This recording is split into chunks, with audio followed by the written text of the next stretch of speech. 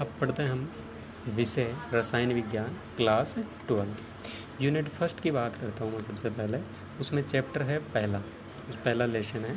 उसमें हम चैप्टर पहला जो है वो क्या है, ठोस अवस्था।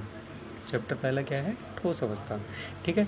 और ठोस अवस्था में जो टॉपिक है पहला वो क्या है, ठोस पदार्थ। कि ठोस पदार्थ होते क्या हैं। तो ठोस पदार्थ की हम बात करें तो ठोस पदार्थ क्या होते हैं। ठोस पदार्थ वे पदार्थ होते हैं जिनमें क्या होता है कि जो अवयव कण जो होते हैं या मॉलिक्यूल्स जो होते हैं या जो पदार्थ या परमाणु जो होते हैं उनके बीच में जो आकर्षण बल क्या होता है वो बहुत अधिक होता है, बहुत मजबूत होता है। और प्रत्येक जो कण है अणु के पारस्परिक आकर्षण द्वारा एक निश्चित स्थान पर रहता है। इसका मतलब क्या हुआ कि जो मॉलिक्यूल्स होते हैं उनके बीच का जो स्थान है कि मतलब जो 2 माइक्रोमीटर का है या कितना है वो सारा क्या होता है वहाँ पर फिक्स होता है। उनके बीच का स्थान फिक्स होता है। कब तक रहता है ये, जब तक उन पर कोई बाह्य बल नहीं लगाया जाता। जब तक उन पर कोई बाह्य बल हम नहीं लगाएंगे तब तक उनके बीच का जो स्थान है वो क्या होता है, निश्चित होता है। और आकर्षण बल भी क्या रहता है, मजबूत होता है।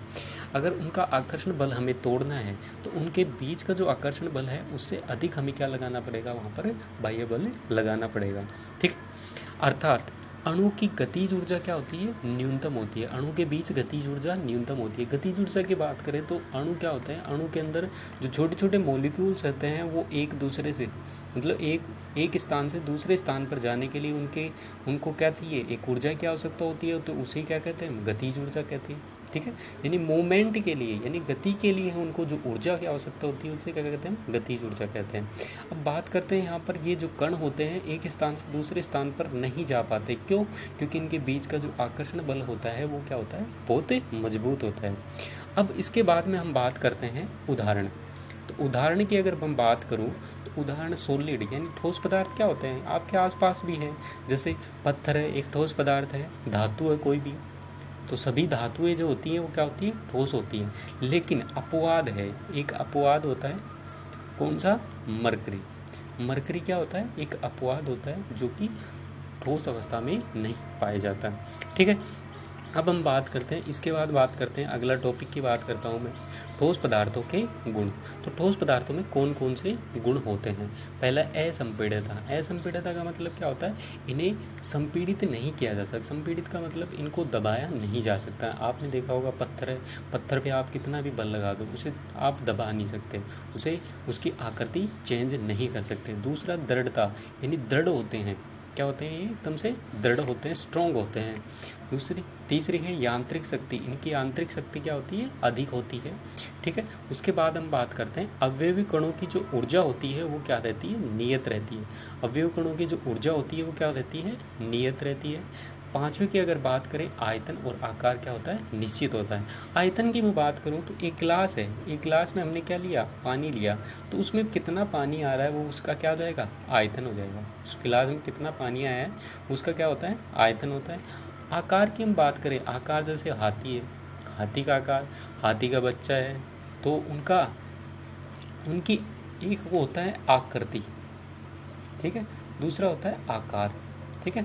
आकृति की अगर बात करें कि हाथी है तो हाथी की आकृति और हाथी के बच्चे की आकृति, दोनों की आकृति क्या है, सेम है। लेकिन आकार, हाथी बड़ा होता है और हाथी का बच्चा क्या होता है, छोटा होता है। तो वहाँ पर आकार उनका क्या है, अलग अलग है, लेकिन आकृति क्या होती है, निश्चित होती है। यहाँ पर भी अगर हम बात करें तो उनका आकार क्या होता है, निश्चित होता है।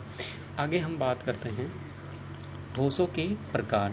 तो ठोस कितने प्रकार के होते हैं, तो ठोस 2 प्रकार के होते हैं। कितने प्रकार के होते हैं, ठोस 2 प्रकार के होते हैं। सबसे पहले हम बात करते हैं वास्तविक ठोस। तो वास्तविक ठोस होता है दूसरा, और दूसरा को पहला वास्तविक ठोस होता है और दूसरा कौन सा होता है, आभासी ठोस। सबसे पहले हम बात करते हैं वास्तविक ठोस। ऐसे ठोस जो मंद विसरण, जिनमें क्या होता है, मंद विसरण होता है और उनका न्यून वाष्प दाब रहता है, न्यून वाष्प दाब रहता है, तथा दृढ़ता रखते हैं, न्यूनतम दृढ़ता रखते हैं, वास्तविक ठोस कहलाते हैं। ठीक है। जैसे न्यूनतम मंद विषण का मतलब क्या होता है? एक स्थान से दूसरे स्थान पर मॉलिक्यूल्स आसानी से नहीं जा पाते। वाष्प दाब बहुत कम होता है। वाष्प के द्वारा उन पर लगाया गया जो दाब होता है उसे क्या कहते हैं? वाष्प दाब कहते हैं।